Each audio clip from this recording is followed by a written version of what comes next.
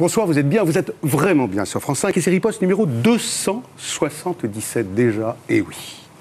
Donc, monsieur le ministre de l'Intérieur, monsieur le président de l'UMP, monsieur le candidat à la présidentielle, et pour tout cela et bien plus encore, ravi de vous accueillir sur le plateau de Riposte. Merci de m'avoir invité. Ah, ça me fait très plaisir. Vous dites, et moi aussi. Vous dites, je regarde votre émission. C'est gentil. Vous dites, ce qui fait perdre la droite depuis des années, c'est qu'elle ne cesse de regretter de ne pas être la gauche. Allons bon. Alors d'abord, c'est gentil pour vos aînés, y compris Jacques Chirac. Y aurait-il un complexe de droite? Et si oui, on va développer un peu, qu'est-ce qu'il incarnerait aujourd'hui, ce complexe, selon vous? Ceux qui, dans votre famille, n'aiment pas trop l'idée de rupture, rupture, entre guillemets, votre mot, rupture tranquille, rupture, comme Dominique de Villepin, il n'aime pas trop le mot rupture, ou le même Jacques Chirac, qui s'est, le 14 juillet dernier, posé en défenseur du modèle social, ni efficace, ni périmé, selon lui. Monsieur Sarkozy, je vous écoute. C'est difficile parce que vous m'avez posé au moins 12 questions.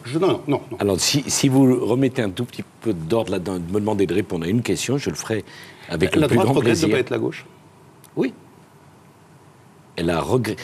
Plus exactement, la droite s'est longtemps excusée d'être ce qu'elle était. Et ce faisant, elle s'est inclinée devant une pensée unique, plutôt à gauche, qui l'a empêchée de parler des problèmes qui préoccupaient les Français. Beau résultat.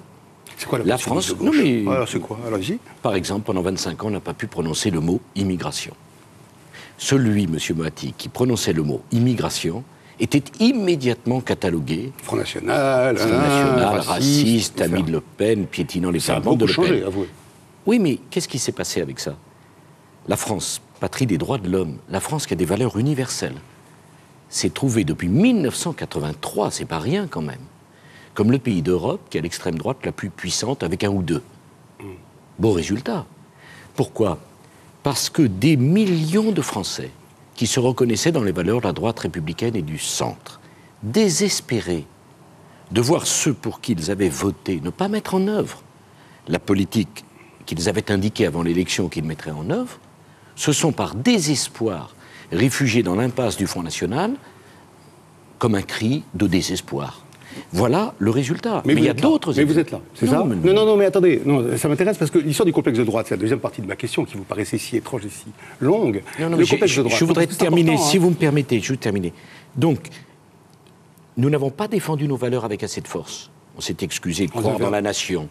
On s'est trop excusé de croire dans le travail, dans le mérite, dans l'effort, dans la promotion sociale.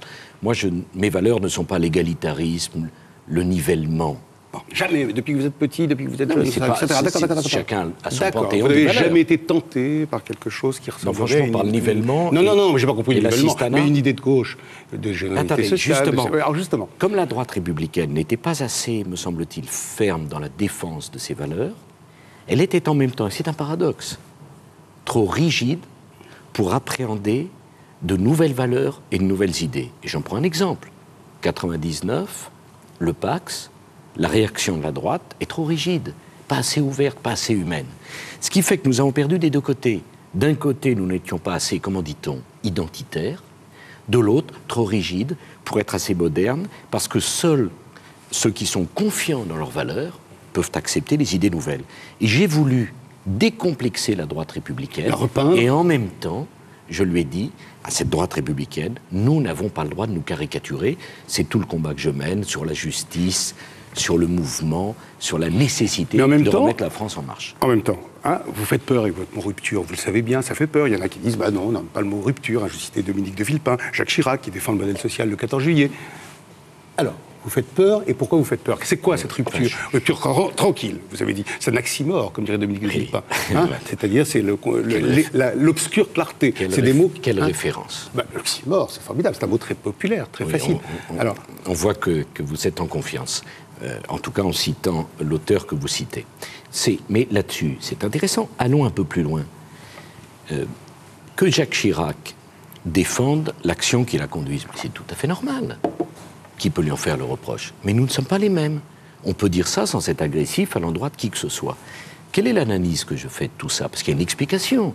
Ce n'est pas, les querelles d'ego n'ont aucun sens. L'analyse que je fais est suivante. Il y a un Français sur deux qui ne vote pas. Et il y a un quart de ceux qui votent pour les extrêmes. Ouais. Bon. Est-ce qu'on peut se satisfaire de cette situation? Est-ce que je dois dire, moi, responsable politique, allez, on ne change rien, on ne bouge rien, on ne croit en rien, et on continue comme ça. Mieux que ça, M. Moatti, la France, pays fondateur de l'Union européenne, vote non à 55% à la pourtant remarquable constitution de Valéry Giscard d'Estaing. Donc il faut rompre. Non, Mais si, n'allez pas si vite. Mais si, Donc il faut changer. Donc il faut changer. Et mais pas changer. Parce que si on capte... Mais qu'est-ce qu'il faut changer? Cela fait trop longtemps, me semble-t-il, que du fait de la mondialisation, tant d'en Français se disent à quoi bon voter, puisque de toute façon les responsables politiques n'y peuvent rien. La fatalité s'est abattue sur le débat des idées. Et j'ai voulu dire que la fatalité, ça n'existe que pour ceux qui ont décidé de ne pas lutter, de ne pas combattre, de ne pas porter une alternative.